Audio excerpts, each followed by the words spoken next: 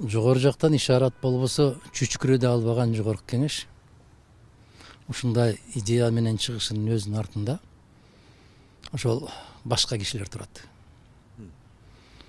Дагы бир жолу баса белгилейм, себеп ал жактан ишарат болбосо жогорку кеңеш бүгүн өз алдынча чүчкүрөдө албайт. Экинчиден, эмне үчүн ошол өзгөртүү керек деген жүйөсү мага түшүнүксүз. Кече 2 күндөн бери ушундай бир ар кандай маалыматтарды мага жиберишип, ар кандай бир пикир алышуулар болуп атат. Сөзсүз түрдө бирдеме тоскоолдук кылат да, бир колдон келбеген иш болуп калса, бирдеме шылтоо табыш керек. Муну ырымчылдык деп коем. Анан тайыздык деп коем. Анан кечеки тарыхка таптакыр сый урматтын жоктугу деп ойлойм. Кечеки ата бабаларыңа, кечеки басып өткөн жолуңа таптакыр кайдыгер аларды чийип салып, алам мен келгенден башталды деген бир жаңы баракты ачуунга болгон аракет катарында баалашыбыз керек. Кимдин кандай тиешеси бар? Же мына желекти өзгөртүштү, бирдеме өзгөрдүбү? Желектин кандай тиешеси бар? Анда күнөө жок да, желекте күнөө жок да. Бул ким? Ошол 92-жылы жогорку кеңештин 12-чакырылышы 350 депутат менен кабыл алынган ким? Бул текст, бул сөз, бул Уран. Эми дагы бир жарым айдан кийин 32 жыл болот экен. Сиз билесизби, Япониянын гимнине канча жыл болду? 1000 жыл болду.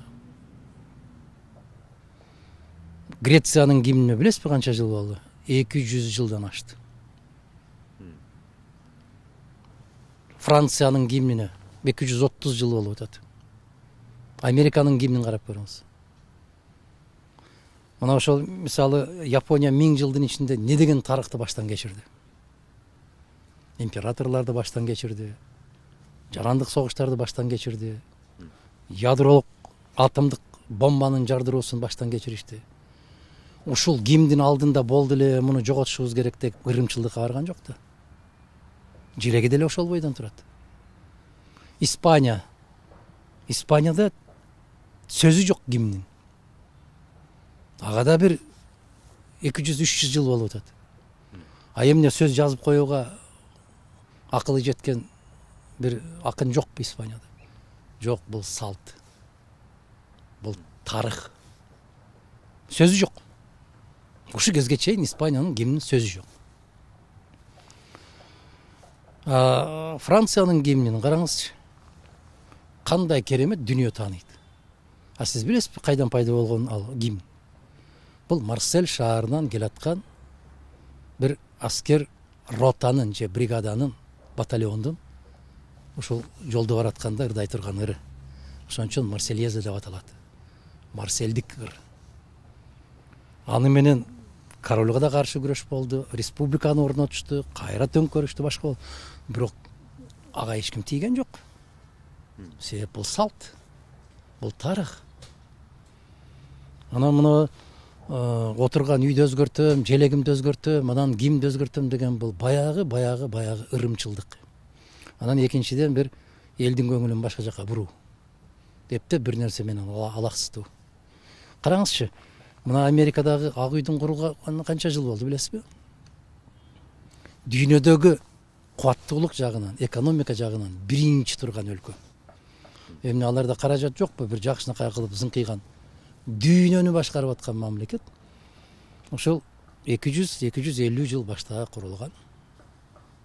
Биз болгонбуз, кыргыз депутаттары Ак үйдүн ичинде, Вашингтондо. Биздин мына эски аянттагы имарат ага караганда дворец көрүнөт. Кеп анын чоңдугунда же башкасында эмес, кеп ичинде ким отурат, кандай чечимдерди кабыл алып атат. Тарых. Ошон үчүн ал турат. Же Лондондун Даун-стрит 10 имаратын караңыз. Кандай имарат? Жүздөгөн жылдар бою. Ондогон Черчилль отурду, Чемберлен отурду, кимдер гана отурбады. Жаларда каражат жокпу мындай бир заңкайган заманбап бир имарат куруп коюшка? Жок. Алар ата бабаларынын тарыхына, басып өткөн жолуна таазим кылып, баш ийгендик.